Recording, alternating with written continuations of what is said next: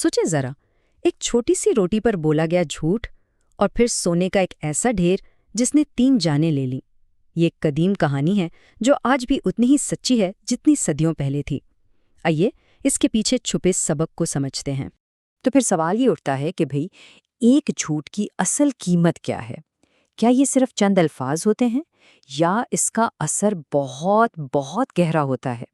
ये पूरी कहानी दरअसल इसी एक सवाल का जवाब ढूंढती है। तो चलिए कहानी शुरू करते हैं। मंजर बहुत सादा सा है। हजरत ईसा अलैहिस्सलाम अपने एक साथी के साथ एक सफ़र पर निकले हैं। अब जाहिर है, सफ़र है तो भूख भी लगेगी, तो खाने के लिए उनके पास कुल मिलाकर 3 रोटियां थीं। अच्छा, तो जब वो खाने बैठे ना, दोनों ने एक एक रोटी खाई और पीछे बच गई एक रोटी। और यही एक रोटी, यही तीसरी रोटी इस पूरी कहानी का मरकज़ बनने वाली है। थोड़ी देर बाद क्या होता है कि हज़रत ईसा अलैहिस्सलाम पानी पीने के लिए पास ही एक दरिया पर चले जाते हैं और जब वो वापस आते हैं तो देखते हैं कि वो आखिरी रोटी वहां से गायब है। तो उन्होंने सीधा अपने साथी की तरफ देखा और बस एक सादा सा सवाल पूछा, वो रोटी किसने ली है?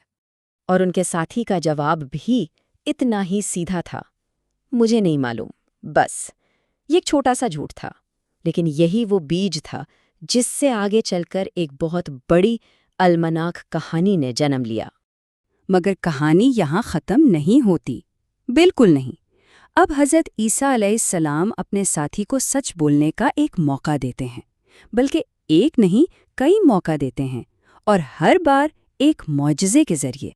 पहला इम्तिहान था एक हरनी के बच्चे को जिंदा करना और दूसरा पानी पर चलना। कमाल की बात यह है कि हर मौजिज़े के बाद सवाल वही दोहराया जाता था, सिर्फ ये देखने के लिए कि क्या अल्लाह की इतनी बड़ी निशानी देखकर वो शख्स सच बोल देगा। तो पहला मोजज़ा वाकई नाकाबिले यकीन था। हुआ ये कि हज़रत ईसा ने एक हरनी के बच्चे को बुलाया, उसे पकाया गया और दोनों ने इसका गोश्त खाया, और उसके बाद उन्होंने सिर्फ उसकी हड्डियों पर हाथ रखा और वो बच्चा दोबारा जिंदा हो गया। अब सोचें, अपनी आंखों के सामने एक मुर्दा जानवर को जिंदा होते देखने के बाद क्या कैफियत हुई होगी। हज़रत ईसा ने उस शख्स से फिर वही सवाल किया, लेकिन इस बार उस खुदा की कसम देकर जिसने ये मौजिज़ा दिखाया था। और हैरत की बात देखें, इतने बड़े नाकाबिले यकीन मंजर के बावजूद उस शख्स का जवाब नहीं बदला, उसने फिर इनकार कर दिया। अच्छा, तो दूसरा मौजज़ा शायद पहले से भी बड़ा था। हज़रत ईसा ने उस आदमी का हाथ पकड़ा और उसे अपने साथ पानी की सतह पर चलाया, और वो चलते चलते झील के उस पार पहुंच गए। और झील के दूसरे किनारे पर पहुंचकर एक बार फिर वही सवाल, लेकिन लगता है उस आदमी का झूठ उसके ईमान से कहीं ज्यादा मजबूत था। तो जब खुदा की इतनी बड़ी बड़ी निशानियों का भी इस पर कोई असर नहीं हुआ, तब हज़रत ईसा ने एक आखिरी इम्तिहान का फैसला किया, और ये इम्तिहान ईमान का नहीं था, ये इम्तिहान था लालच का। वो एक सहरा में थे। हज़रत ईसा ने वहां से 3 मुट्ठी रेत जमा की और अपने मोजज़े से उसे 3 सोने के ढेरों में बदल दिया। फिर उन्होंने एक बहुत होशियाराना तजवीज़ सामने रखी। उन्होंने कहा, देखो, ये सोना 3 हिस्सों में बटेगा, एक मेरा, एक तुम्हारा और तीसरा हिस्सा उस शख्स का जिसने वो रोटी ली थी।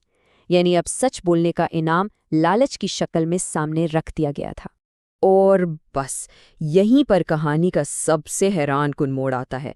जो काम अल्लाह के इतने बड़े मौजिज़ात ना कर सके, वो सोने की चमक ने एक लम्हे में कर दिखाया। उस शख्स ने फौरन एतराफ़ कर लिया, ठीक है, वो रोटी मैंने ली थी। इस एतराफ़ के बाद हज़रत ईसा ने वो सारा का सारा सोना उसी आदमी को दे दिया और उसे उसकी दौलत के साथ वहीं अकेला छोड़कर आगे बढ़ गए। लेकिन सवाल ये है, क्या ये वाकई एक इनाम था या एक सज़ा? और यहीं से कहानी का सबसे अफसोसनाक, सबसे अलमनाक हिस्सा शुरू होता है। अब हम देखेंगे कि ये दौलत कितनी जल्दी एक इनाम से लानत में बदल जाती है। देखिए, वो शख्स अभी अपने सोने के साथ ज्यादा दूर गया भी नहीं था कि उसे 2 और मुसाफिर मिल गए, और जैसे ही उनकी नज़र सोने पर पड़ी, लालच ने तीनों के दिलों में घर कर लिया। हर एक के दिमाग में एक ही चीज चल रही थी, कत्ल। उन्होंने पहले शख्स को खाना लाने भेजा, जिसने सोचा कि मैं खाने में जहर मिला देता हूँ ताकि ये दोनों मर जाएं और सारा सोना मेरा हो जाए। लेकिन پیچھے ان دونوں نے منصوبہ بنایا کہ جیسے ہی یہ واپس آئے گا ہم اسے ہی مار دیں گے۔ تو اس لالچ کا انجام بہت تیز اور بہت بھیانک ہوا۔ جیسے ہی پہلا شخص کھانا لے کر واپس آیا، ان دونوں نے اس پر حملہ کیا اور اسے مار ڈالا۔ پھر اپنی کامیابی کا جشن مناتے ہوئے وہ آرام سے بیٹھ کر وہی زہر والا کھانا کھانے لگے اور کھاتے ہی وہیں ڈھیر ہو گئے۔ اور اب ہم آتے ہیں اس کہانی کے نچوڑ پر، اس حتمی سبق پر جو خود حضرت عیسیٰ علیہ السلام نے بیان کیا۔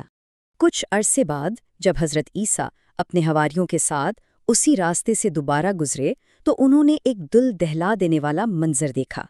سونے کا وہ ڈھیر، وہ تو ویسے کا ویسا ہی پڑا تھا، لیکن اس کے چاروں طرف 3 لاشیں بکھری ہوئی تھیں۔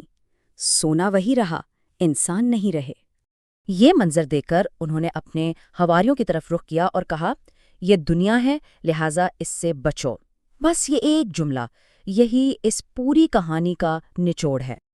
یہ کہانی ہمیں ایک ایسا سبق دیتی ہے جو کبھی پرانا نہیں ہوتا، اور آخر میں ایک سوال پر چھوڑ جاتی ہے کہ وہ کون سی دولتیں، کون سی دنیاوی چیزیں ہیں جن کی قیمت ہم اپنی انسانیت سے ادا کرتے ہیں۔